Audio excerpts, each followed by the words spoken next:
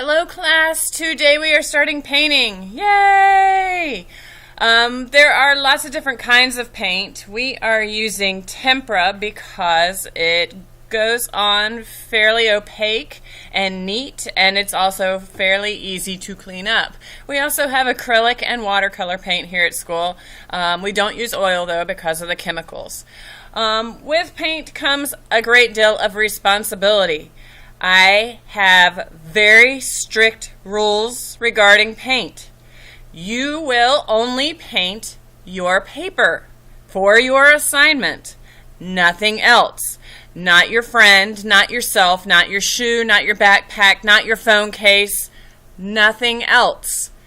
Paint is kind of expensive and I don't have a lot of it, and it's messy, so something that you think you're going to paint may not be dry by the time you leave my room, and it will make a mess all over you and your other stuff. While you think you don't care if your stuff has paint on it, and you say your parents don't care if you paint the $100 shoes they bought you, I care whether or not you're wasting my paint on stuff that's not mine. So if you want to buy paint on your own and paint at home, I strongly encourage you to do that. But in my class, if you're painting on anything other than your assignment, you're going to get a referral, first of all, and you lose your paint privileges. Secondly, you will do book work. I have a lovely set of worksheets on art history that are totally acceptable in regards to SOLs as an exception to painting. So keep that in mind. If you want to paint, follow the rules. In addition to rules about what you are painting, you also must be cleaning up after yourself. This is a community classroom, and if we are not all doing our part to make sure that things get cleaned up and put away, we don't have materials to waste. They dry up. The paintbrushes get ruined when there's paint left in them. The paint dries up and hardens, and then we can't use it anymore. We don't have the money to be going out buying a whole lot of stuff. So I cannot emphasize enough that you will be cleaning up after yourself, or you can work with a partner and the two of you can split the duties. However you want to do it, but you will be cleaning up. If you're not, again, referral and loss of paint privileges. And I can't emphasize enough how seriously I take that. So hear me now. Follow my rules for painting. All right, now that we've gotten that stuff out of the way, let's talk about setting up for paint. The first thing I want you to do is to get newspaper. I will show you where all these materials are after we watch the videos so that we can walk through setting up together. The newspaper serves a handful of purposes, but mostly it's to save you from having to scrub the table clean after you've painted. So I want you to get newspaper.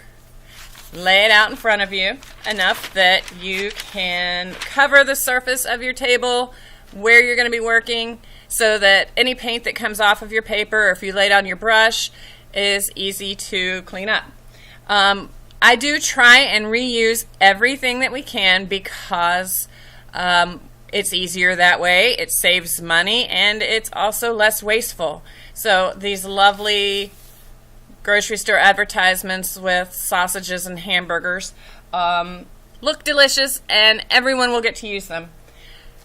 We can get our sheet for our assignment and lay it down.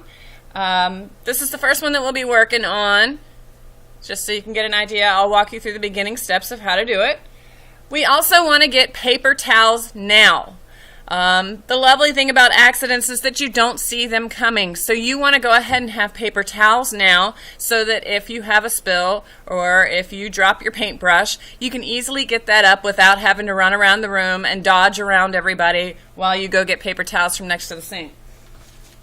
Also, when you wash your brush, you're going to need to sop out some of that water from it, otherwise your paint gets watery, and we don't want that. If you're using watercolor paint, that's great, but when you're using tempera paint or acrylic paint, you don't want it to be watered down. More opaque is good.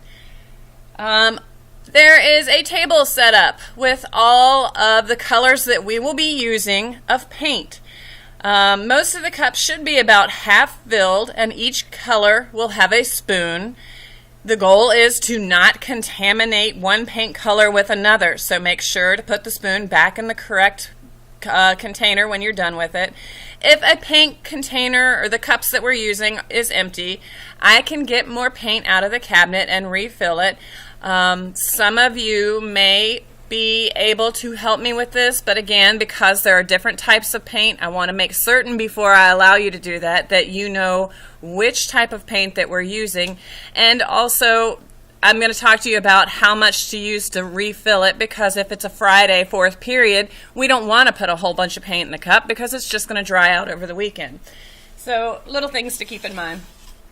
So there will be plates. They will either be in the drying rack from where another class has used them, or they will be brand new. Yay!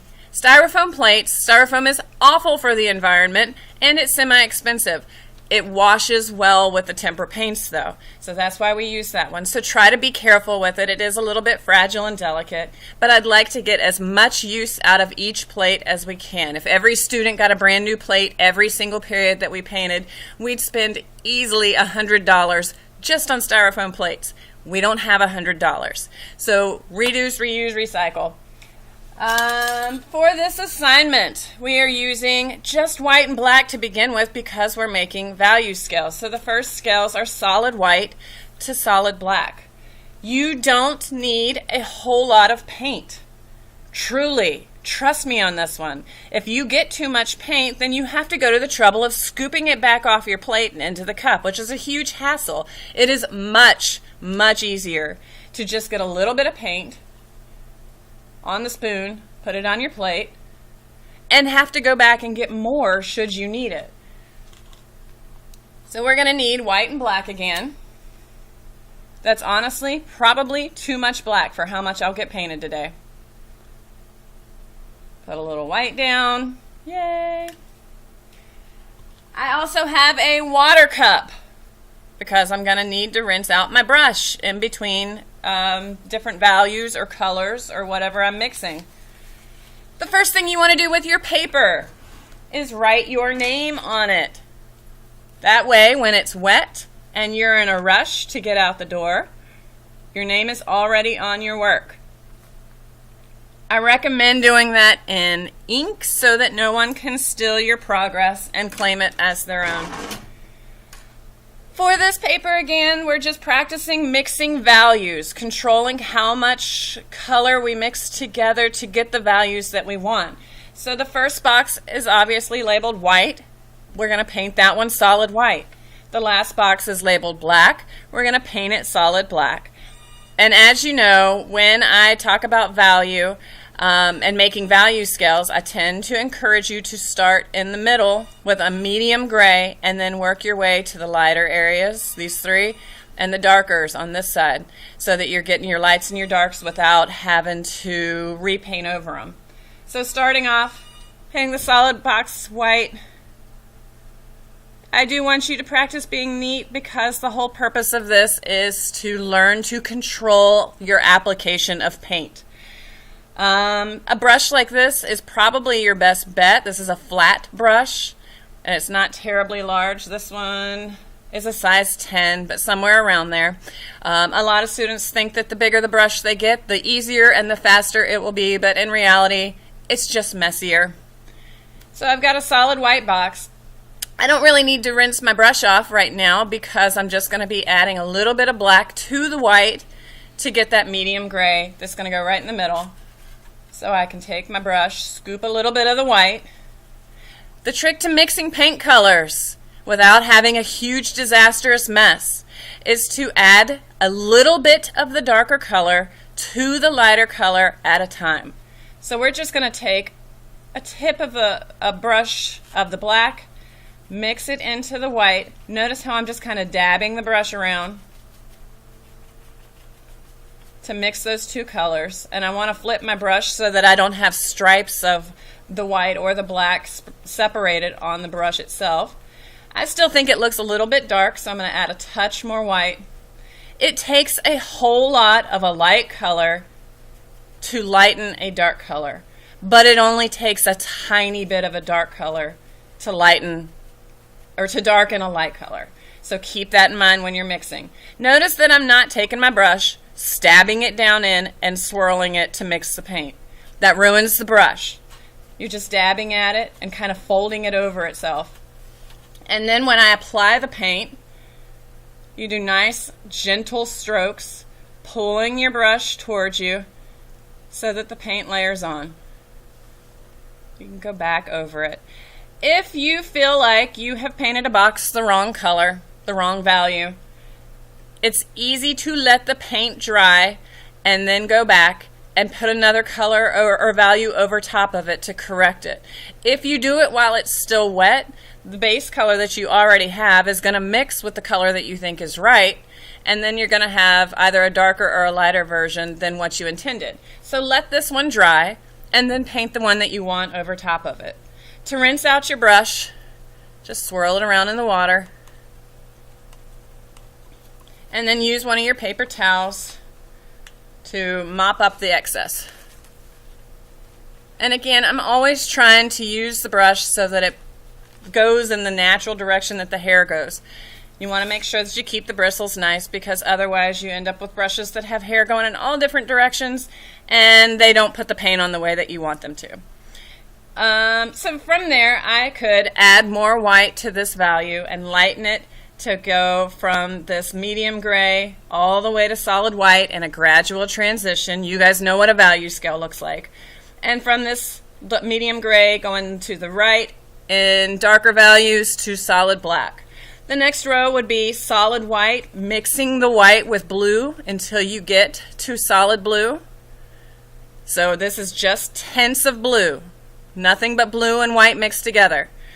The next one is blue and black, shades of blue, solid blue with a little bit more and more and more black mixed in to make a darker value of blue.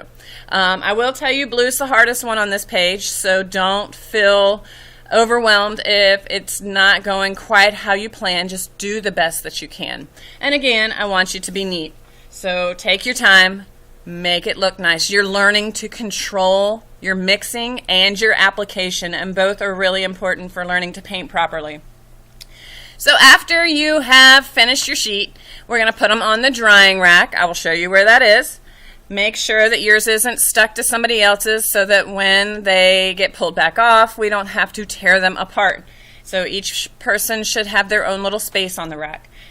For cleanup, again, you can work with a partner in regards to setting up if you want to share materials, and then you would also share the responsibility of cleaning, or you can use your own materials and clean up your own mess. It's up to you. I want you to scoop back any paint that you're not using that doesn't have other colors mixed into it back into the cups. Take your plates and wash them in the sink and then stack them in the drying rack to dry. For your brushes, you want to run the brushes under cold or warm water. Put a little soap in your hand, swirl the brush around like that to get any paint out of the bristles. Also make sure that, I think this is called a fennel, something like that. We can look it up if you want to know. Make sure that there's no paint on that or the handle, because if there is, when you store your paintbrush, that paint gets on the other brushes, sticks to them and dries, and ruins them. So make sure that the entire brush is clean. You can use a little bit of soap if it's not coming out easily, and again, just swirl it around in your hands, trying to get all the paint out from the bristles until the water runs clear and you don't see any paint left on the handle. When you store your paintbrushes, the hair side, the bristles, goes up. If you store them bristle side down, they're laying there flat like this, and they stick that way. Kind of like if you go to bed with your hair wet, however it lays flat is how it stays. The bad thing about brushes is that unlike your hair, they don't go back to the right direction afterwards. So they're ruined because nobody wants to paint with a brush with the tip going this way when it's their turn to use a brush. So make sure you store them bristle side up, always. We store those in the little utensil part of the dish rack. You can empty out your water cup, just rinse it, turn it face down in the dish rack so that it can dry. Throw away any used paper towels. Any unused paper towels can go back into the paper towel rack, and fold up your newspaper, assuming it's not too dirty, and put it back where the newspaper goes. Some students choose to mix their paint on their newspaper, but honestly, I found that just leaves you open to accidentally pushing your work into the paint colors that you've mixed. And then if it dries while you're working, in addition to making a huge mess out of your paper, when you peel it off, it tears your paper. So I strongly discourage you from using the newspaper to mix on. Definitely use your plate for that. Also, don't mix your colors on your actual paper, because it takes a lot of space to spread out and mix two colors of paint together to get the one that's desired. So by the time you get the actual color that you want, you got a blob that big, and so application's not really your strength at that moment. So we've talked about putting paper towels away, newspaper, your work, your paintbrush, your plate, and your cup. And I think that's about it for the necessary stuff about cleanup. I will say, please make sure that you are waiting until it is time to clean up before you begin. We need approximately 15 minutes as a class to clean up because we only have the two sides of the sink, so we have to do a little bit of waiting in line. When I tell you that it's time to clean up, take your time in getting to a stopping point, but you've got about 15 minutes. It should only take each of you about 3 to actually do the cleanup, but for each person in the class to do it, we need a good 15 minutes. So wait until I tell you. That is important because if somebody else is cleaning up for a reason that maybe you don't know, and you see them doing that, and you think it's time to clean up, so you start cleaning up, and then I'm sitting here thinking, why are you cleaning up? You still have half an hour of class left. And so by the time you go and get paint back set up, paint one box, and it's time to clean up again. So wait until I tell you. If you feel like I might have forgotten, by all means, say something. I want you to keep me in track with time because honestly, I'm bad at it myself. So 15 minutes for cleanup, so each person can do what they need to do. And again, I cannot emphasize the rules enough. We only paint on our paper, and we do our part in cleaning up. I hope you enjoy painting. I think it's a really fun part of the year, and I really think you'll enjoy it, and I am excited to do it with you. Thank you.